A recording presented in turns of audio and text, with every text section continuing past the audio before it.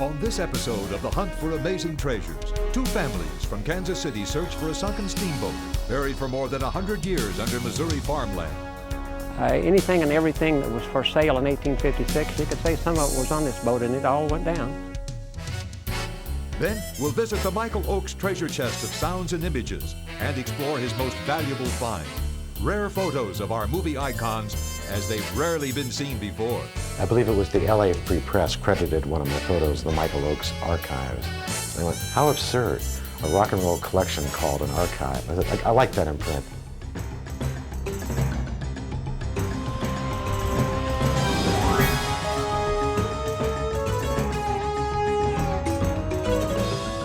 The Hunt for Amazing Treasures, narrated by Mark Hamill.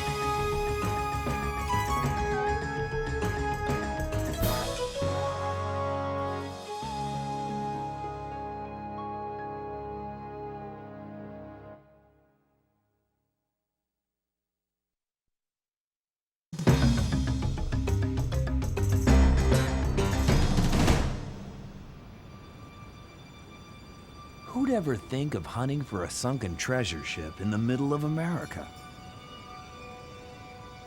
Two families from Independence, Missouri did, on a quest for the mysterious cargo of the steamship Arabia, which disappeared beneath the Missouri River more than a century ago. Finding it would be the challenge of a lifetime. It was the adventure, it's the chase. And it just seemed as if it was something that was calling us forward. We had to see what was there. The Hollies are an ordinary Midwestern family from Kansas City with an extraordinary spirit of adventure. From boyhood on, Dave and Greg loved two things: exploring the nearby Missouri River and searching for buried treasure. They grew up to join their dad, Bob, in the family business. Bob loved the thrill of the hunt as much as his sons.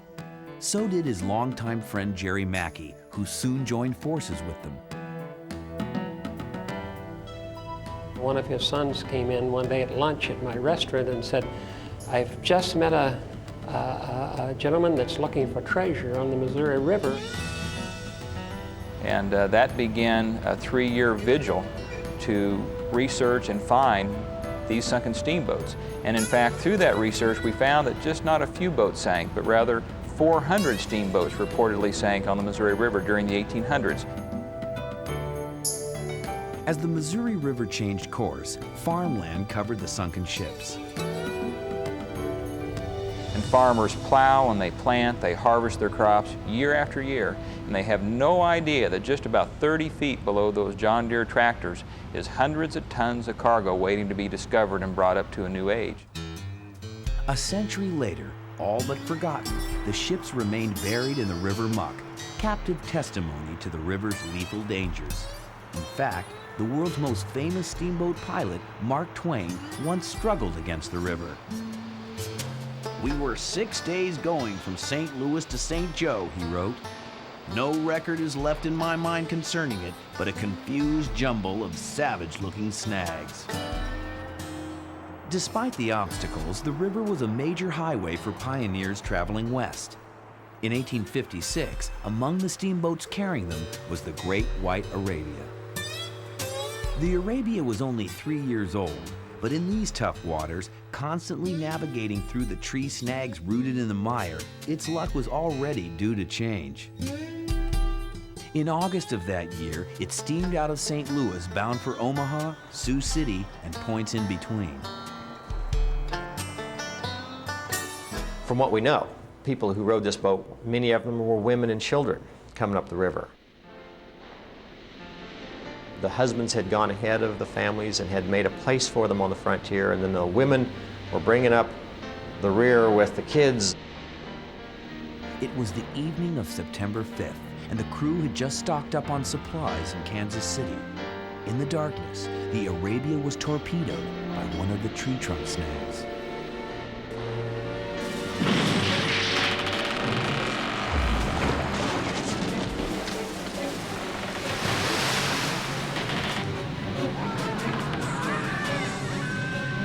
Many of the children nearly fell into the river. say for one unfortunate mule, no one did drown, thank heaven. But the boat sank quickly and the loss of belongings hurt bad. Abel to Kirk, passenger. Over 200 tons of cargo, you know, general merchandise, beautiful dishware, anything and everything that was for sale in 1856. You could say some of it was on this boat, and it all went down. For more than 100 years, treasure hunters planned how they would salvage the Arabia, but they never actually reached it, now somewhere under a soybean field a mile from the river's present course. These failed attempts only made the Hollies and Jerry Mackey more determined than ever to find the Arabia. When we approached Norman Sorter, the man that owned the property, he knew all about the Arabia. He says, Dave, he says, you all can spend your money, if you want to, and your time, by digging this hole, but you'll never even see the boat, let alone get down to it, because of the amount of water that's in the ground. And for every generation of sorters, there had been someone just like us that had come along that said, we want to dig this steamboat in your field. Earlier expeditions had located the boat just north of Kansas City, but every time they tried to dig down to it, the groundwater would flood the excavation site. The mighty Mo still claimed its victim. Lots of folks told us that it would be very, very difficult to get this done. Some said it was impossible. Thought we were nuts. Not so sure we weren't. We are principally blue-collar workers. We're average people. We're not wealthy. We're just common folks, just like you see walking on the street every day. Maybe it was common sense, but Bob Holly designed a system to pump the water away from the Arabia and back into the Missouri. Day 4. Finished drilling 12th well. It's dark, windy, wet, and cold. Drove home late and tired. Flo Holly's journal. The water frustrated everybody, and it frustrated us. It was one major problem of the excavation. They had to drill in the winter when the water table was at its lowest. Working in near freezing temperatures made the conditions even tougher. I worried from day one somebody would be electrocuted with all the water and all the powers and the generators going. After several weeks, the men and their families wondered if they'd ever reach the Arabia. How far down could it be?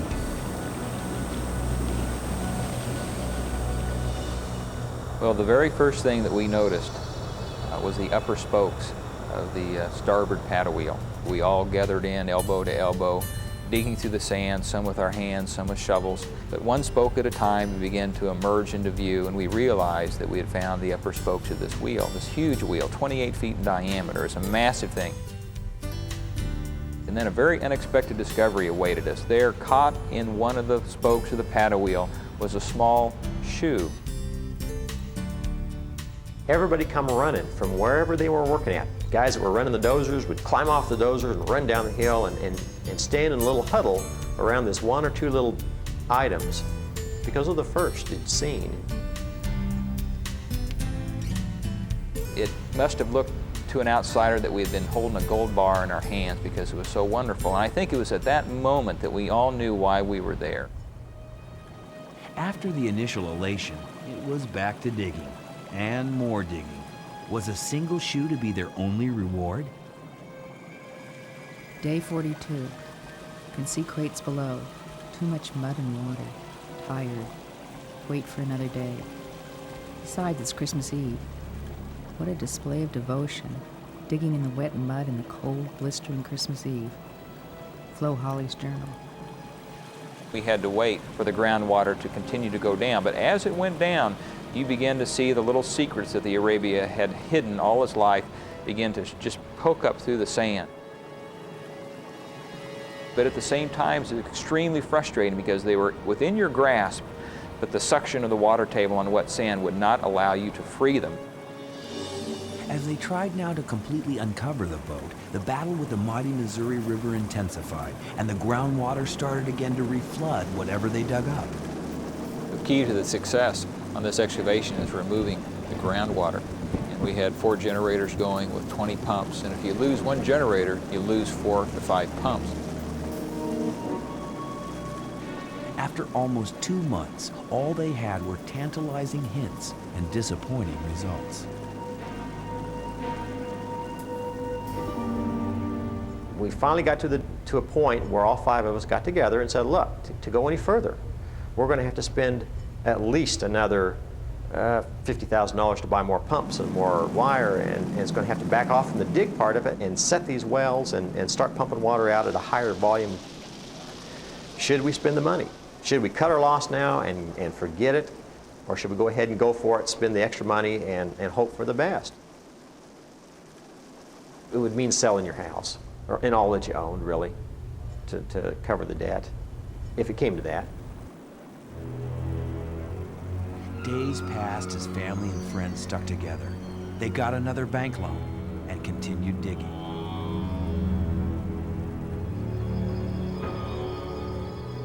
When 133 years of river silt finally yielded up the Arabia's cargo, it was a treasure beyond their wildest dreams.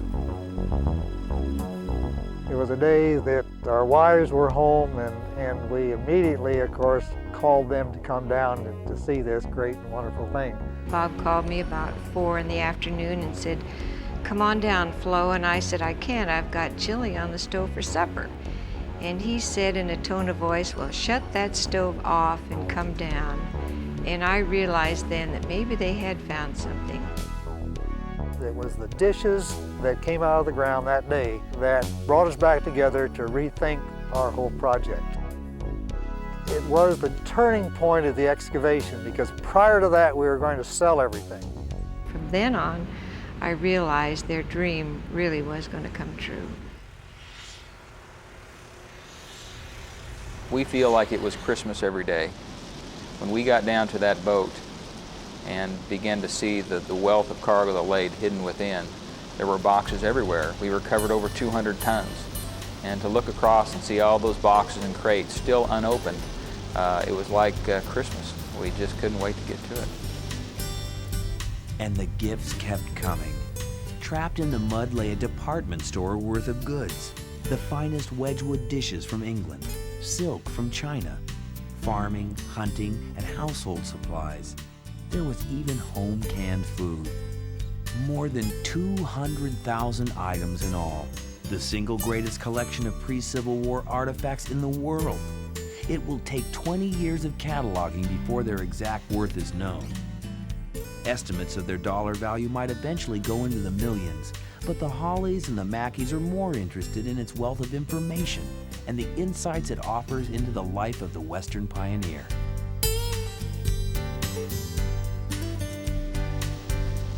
A miracle of nature, I guess. Things such as perfume and liquor and things like that should have been spoiled, were not. The pickles were good. I tried some of them. They were still fresh and sweet, you know. After 4 months of excavation, the Arabia's fractured hull was left to be reclaimed by the Missouri River. As for the salvage bounty, the Hollies and the Mackeys turned it into another adventure. Right here in Kansas City, Missouri, at their own museum, the two families invite visitors to share in their discovery. The treasures of the steamboat Arabia.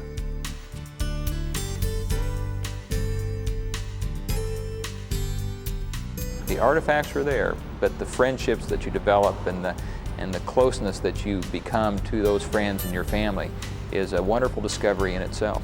There's just nothing better, there's nothing more adventurous and more exciting than someone finding buried treasure. The hunt for amazing treasures will continue in a moment.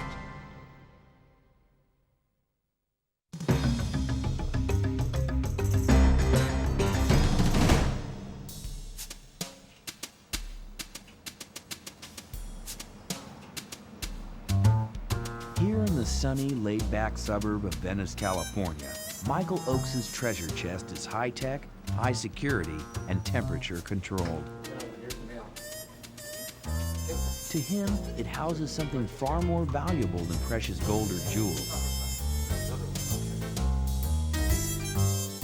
Inside, there is a virtual fortune of images and music, more than 100,000 records, and close to 2 million photographs of the pop celebrities of our times.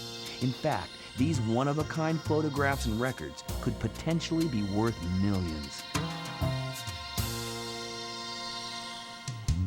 His life as a treasure hunter began with a passion for the music of his youth. The most collectible, of course, is the Beatles, for some reason. It wasn't treasures when I was a kid, it was toys. And my parents moved every 3 years, so every 3 years I had to only take my 2 favorite toys and get rid of all the rest. So when I came out to California in 1969, I decided I wanted to recreate the record collection I had when I was a kid. I actually paid $75 for this one because I knew it was going to be rare. Only about 300 of these were printed, and they were printed only to promote the movie Gimme Shelter. One of these is now worth $2,500, and that was in '87. So this could be worth $3,000 or $4,000 by now. The records were Michael's personal love, but it was the images of rock and roll that would change his life. I used to give photos free to magazines and books and stuff. And I believe it was the LA Free Press credited one of my photos, the Michael Och's archives. And I went, how absurd, a rock and roll collection called an archive. I said, I like that in print. And then the next thing that happened was Dick Clark used a bunch of my photos for one of his rock and roll specials on television, and he sent me a check for $1,000. And I went, Eureka. I said, they pay for this stuff. As his collection grew, photos from outside the music world found their way into his treasure chest. Michael's latest discovery, 100,000 negatives from one of Hollywood's most famous paparazzi of the 1950s, is one of his most valuable finds. The early Marilyn Monroe shots are finally going to be out in book form.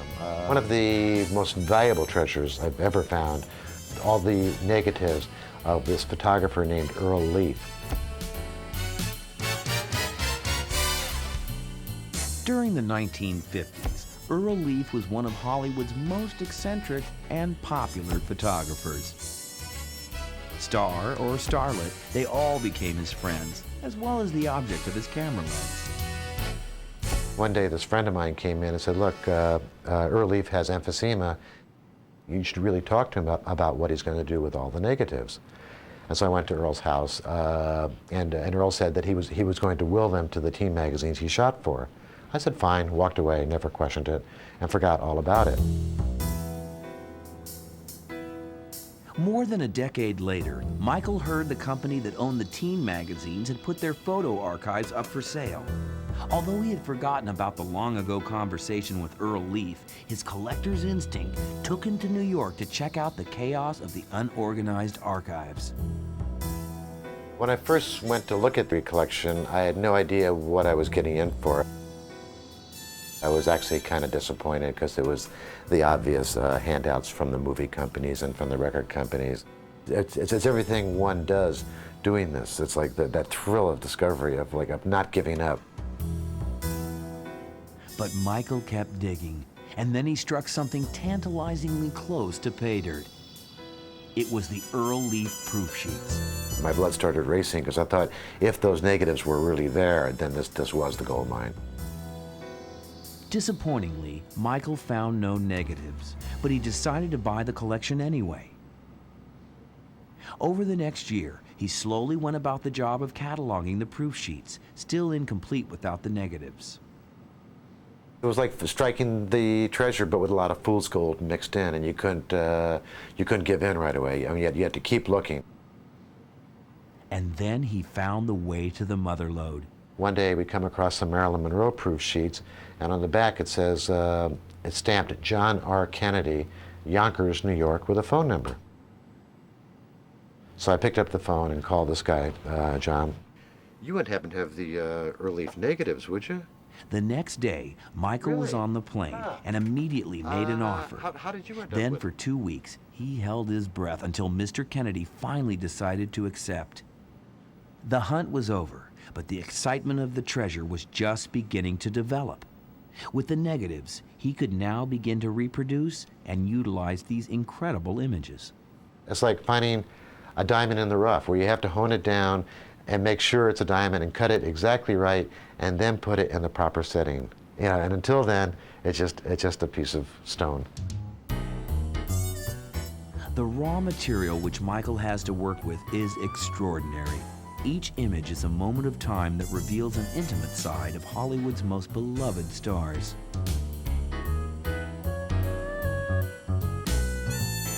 He shot James Dean at a Thallian's dinner less than a month before he died, so it might have been one of the last shots of Dean. He shot Clint Eastwood. Even though Clint's in his early 20s, it looks like a teenage Clint Eastwood, young Natalie Wood. He seemed to have access to everybody, so he would shoot all the newcomers when they came to town, like he shot Johnny Carson when he was a total unknown. He actually caught Shirley MacLaine and Warren Beatty together at an opening while they were still speaking and being seen together. A very rare shot. He has shots of Alfred Hitchcock smiling, of all things. And Elvis Presley, one of the rarest sessions, he did about 13 rolls of Elvis on the 1956 Milton Berle TV show. If you can think of any major actor from the 50s, Earl probably shot him. A book on Elvis and an upcoming one on Monroe are the first harvest from the Earl Leaf bounty. But this is only the tip of the iceberg.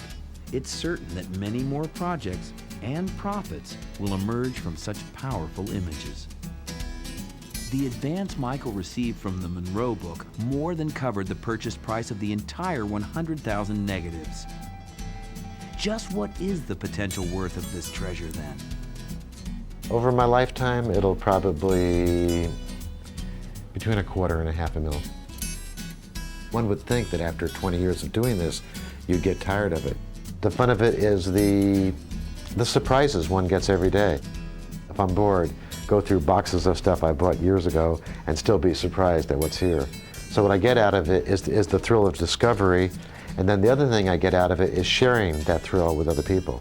Now the whole world can see Maryland unguarded in 3 days of March of 1955, and nobody else has ever seen that. That's untoppable.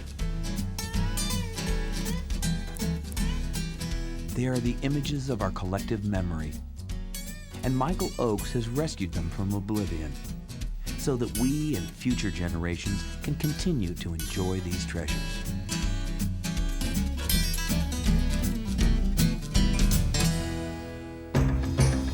Stay tuned.